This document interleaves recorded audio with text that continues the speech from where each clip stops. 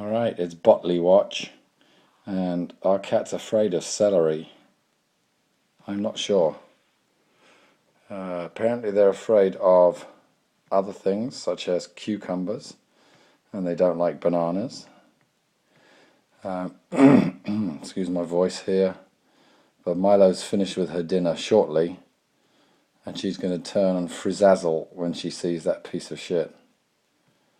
Wait for it. Come on, Ginger. Turn around and freak out. Cats are afraid of celery.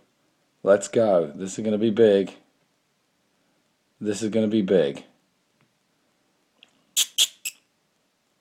She's almost seen it.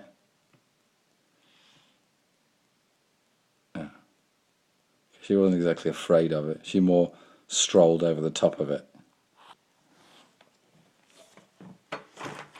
Surprise! You're on video. You didn't know this, did you? Did you know? You're on video. You're supposed to be scared shitless of celery. Look, it's celery. Celery. No, it's not really working.